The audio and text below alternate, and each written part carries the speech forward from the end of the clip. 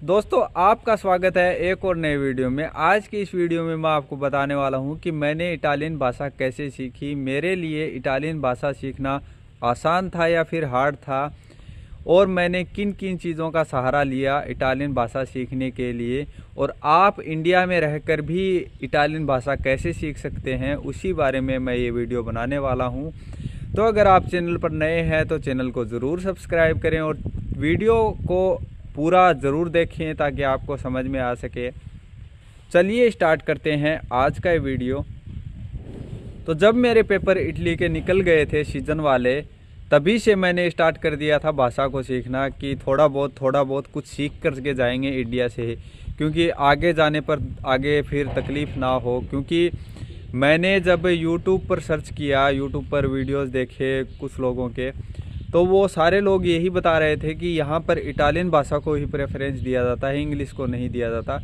और जब आप कहीं पर जाते हो, जब आप कहीं पर किसी भी जगह पर काम करने के लिए जाते हो, तो आपको वहाँ की अगर लोकल भाषा आती है, जैसे कि आप नेपाल से कोई काम करने के लिए अपने घर पे बुलाया, जैसे कि आप हरियाणा से हो या राजस्थान से हो, उसको अगर हिंदी भाषा भी आती है तो और अच्छा है। और अगर आपकी राजस्थानी या फिर आपकी हरियाणवी भाषा आती है तो आप उसे और ज़्यादा इम्पोर्टेंस देते हो, आप उसे अच्छे से ट्रीट करते हो, आप उसे उसकी बेइज्जती नहीं करते हो, उसके मुंह पर बोलते नहीं उल्टा सीधा, और बोल भी नहीं सकते क्योंकि उसको समझ में आ जाएगा। तो जैसे मैंने वीडियोस देखना शुरू किया, और मेरे गांव के भी बहुत सारे लोग पहले से इटली में रहते हैं, तो मैंने उनसे भी पूछताछ करी, पूछा कि यहाँ पर आने के लिए इंग्लिश चलेगी क्या, या फिर मैं इटालियन भाषा ही सीख के आना ज़रूरी है। तो उन्होंने बोला कि भाई, तुम अगर इटालियन भाषा सीख कर के आओगे तो आपको यहाँ पर आने के बाद में प्रॉब्लम ज़्यादा नहीं होगी, आपको जल्दी काम मिल जाएगा। आप कहीं पर भी जा कर के काम देखोगे तो आपको ज़्यादातर चांस रहता है कि आप अगर फार्म में काम करना चाहते हो, किसी डेयरी फार्म या घोड़ों के फार्म या फिर सूअरों के फार्म या किसी भी फार्म में काम करना चाहते हो, तो आपको इटालियन भाषा आना कंपलसरी है। आपको इटालियन भाषा सीख करके इंडिया से आओगे तो आपको यहाँ पर काम में प्रॉब्लम नहीं होगी। आपको अगर इटालियन कुछ बोलता है कि ये आप ये चीज़ उठा करके लाओ, तो आप दूसरी चीज़ नहीं उठा करके लाओगे उसकी जगह पे। आपको कोई काम अगर फ़ोन पर भी बताना चाहता है तो आप उसको फ़ोन पर भी आप रिप्लाई कर सकते हैं कि मैं ये काम ऐसे कर दूंगा, या फिर मैंने ये काम कर चुका हूँ। इंडिया से ही रह कर के मैंने थोड़ा बहुत सीखना स्टार्ट किया था, लेकिन वहाँ पर ज़्यादा कुछ समझ में नहीं आ रहा था, क्योंकि आप अगर किसी प्रैक्टिकल करते हो आप किसी चीज़ का, तो आपको जल्दी चीज़ वो समझ में आने लगती है, और आप उसमें धीरे धीरे करके आप उसको पकड़ने लगते हो, और फिर आप धीरे धीरे करके उसको सीख जाते हो। तो जैसे ही मैं इटली में आ चुका था, थोड़ा बहुत कुछ दो चार नाम मैंने सीख करके, जैसे कि बुongiorno या फिर बोनासेरा, ये फिर ग्राचिए क्या बोला जाता है, थैंक यू कैसे बोला जाता है यहाँ पर, वो सारे नाम या चार पांच नाम मैं सीख करके इंडिया से आया था यहाँ पर इटली में। फिर यहाँ पर आने के बाद में मैंने देखा कि यहाँ पर तो भाषा इटालियन ये खुद नहीं जानते हैं यहाँ के लोग, क्योंकि मैं आया था यहाँ पर नापोली के एरिया में, ये लोग नापोलिताना बोलते हैं सारे के सारे, और ये इटालियन भाषा का यूज़ तो इतना ही करते हैं जैसे अपने राजस्थान में हिंदी भाषा का यूज़ करते हैं। तो ये लोकल भाषा ज़्यादा बोलते थे यहाँ पर, और इटालियन भाषा कम बोलते थे। बाकी जो बाहर के जो लोग आते थे, जो काम करने के लिए इटालियन आते थे, वो तो इटालियन में बात करते थे हमारे साथ में, लेकिन जो लोकल थे यहाँ के नापोली के, वो नापोली की भाषा में ही बात करते थे। तो मेरे लिए सीखना और ज़्यादा मुश्किल हो गया था कि भाई अब कैसे सीखूं मैं, क्योंकि आगे मुझे यही काम में आने वाली है। क्योंकि जब मेरे पेपर बन जाएंगे तब मैं अगर ऊपर की साइड में, नॉर्थ की साइड में जाऊंगा, वहाँ पर तो चलेगी ही इटालियन भाषा, वहाँ पर नापोली भाषा हम बोल नहीं सकते और उनको समझ में आएगी नहीं। तो फिर क्या हुआ, जब जब जैसे जैसे करके मुझे टाइम बीतता गया तो मुझे समझ में नहीं आ रहा था कि भाई कैसे भाषा कैसे बोले, कैसे क्या बोलते हैं यहाँ पर। लेकिन थोड़ा बहुत जो वहाँ पर मालिकन थी उस फार्म की, वो थोड़ी बहुत इटालियन सही बोलती थी। वो जो मालिक था वो अच्छी नहीं बोलता था, लेकिन वो मालकिन अच्छी बोलती थी, ठीक ठाक बोलती थी, मतलब समझ में आने वाली थी। तो जैसे जैसे वो इशारों में क्या होता है कि आप इटली में आते हो ना, तो आपको अगर भाषा भी नहीं आती है ना एक बार, तो आपके जो पुराने जो ये इटालियन जो पुराने हैं, जो बूढ़े आदमी हैं, वो इशारों में आपको समझा देंगे क्या क्या काम करना है और कैसे करना है।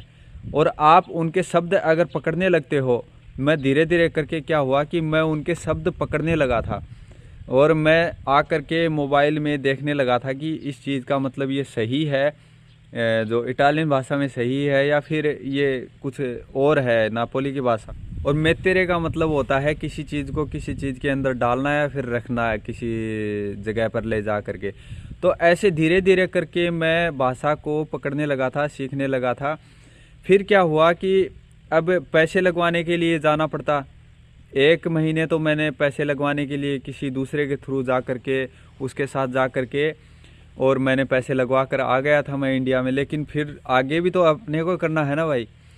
तो उसके बाद में मैं जब पैसे लगवाने के लिए गया, तो इटालियन दुकान के ऊपर चला गया सबसे पहले, और मुझे समझ में आ नहीं रहा था कुछ। मैंने पासपोर्ट दे दिया उसको, फिर वो बोले जा रही है कुछ अकाउंट को बोलते हैं कौन। तो अब मैं क्या समझ में कुछ नहीं आ रहा था मुझे।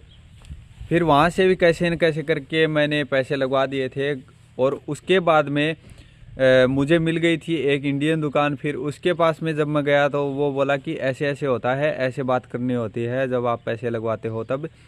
और उसके बाद में मैंने थोड़ा उससे भी सीखा, उससे भी 2-4 नाम सीखे। और जैसे ही मैं मार्केट में जाता था, मैं अकेला जाता था, सामान लाने के लिए भी मुझे एक वो था, अंदर से क्रेविंग थी कि भाई मैं सामान लाने के लिए जाऊंगा मार्केट में, और वहाँ पर जा कर के इटालियन लोग जो हैं लोकल वहाँ के, या फिर जो बाहर से आते हैं, उनसे बातचीत करूँगा तो वो इटालियन भाषा में बात करेंगे, क्योंकि वो शहर में रहते हैं। तो अगर किसी गली का या फिर किसी दुकान का मुझे पता भी होता था, तब भी मैं पूछ पूछ के मुझे 1-1.5 घंटा 2 घंटे मिलते थे दिन में टाइम। तो उस टाइम में मैं मार्केट में आना जाना करता था, हर 4-5 दिन में, 5-6 दिन में आना जाना करता था। उसके बाद में जब जैसे जैसे मुझे अगर किसी दुकान का पता भी होता था, तब भी मैं पूछता था कि ये दुकान कहाँ पे है। तो मैं पूछता था दोवे इल नेगोशियो। मैंने दुकान का पता करा कि ये दुकान को नेगोशियो बोलते हैं, और दोवे का मतलब होता है वेयर, और इल का मतलब तो ये बीच में लगाते हैं इस सहाय, मतलब आपको आगे बताऊंगा ये चीज़ें मैं।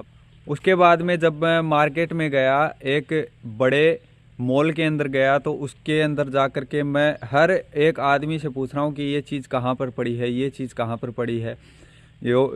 जो दही होता है उसको योगुर्त बोला जाता है, तो दोवे दोवे स्ता योगुर्त, मैं ऐसे करके धीरे धीरे करके सीख रहा था। तो उस टाइम पे मैं उनसे पूछ के सीख रहा था। तो ऐसे ऐसे पूछ के धीरे धीरे करके मैंने शब्द लिखना स्टार्ट किया।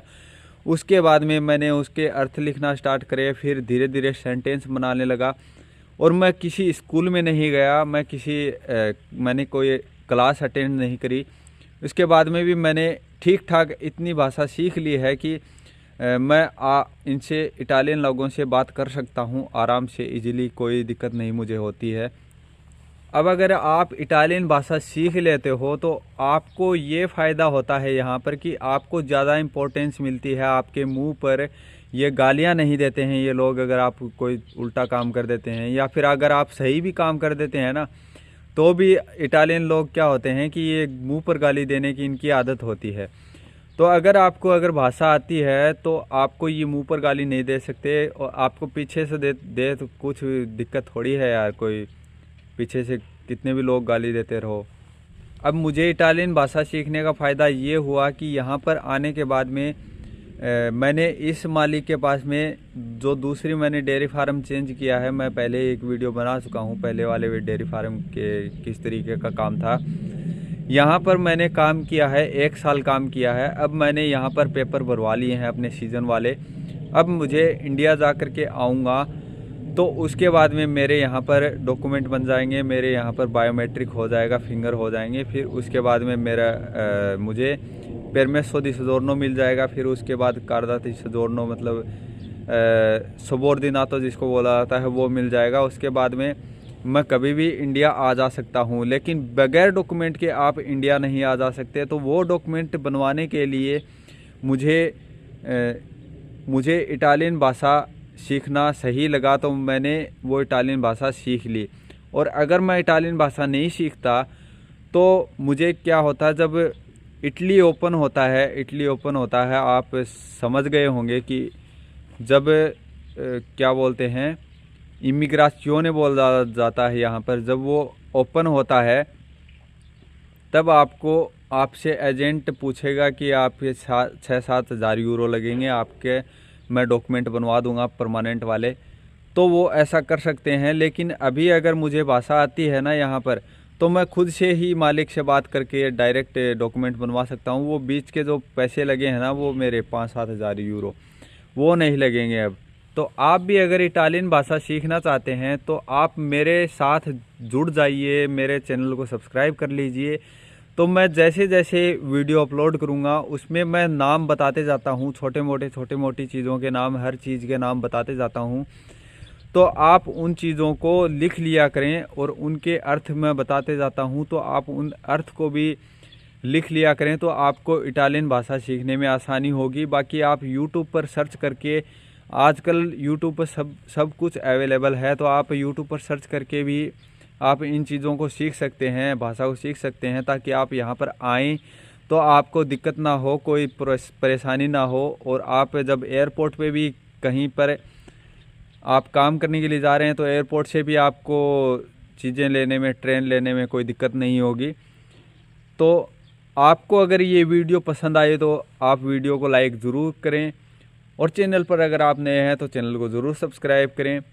मिलते हैं आपसे अगले वीडियो में, तब तक के लिए take care and bye bye.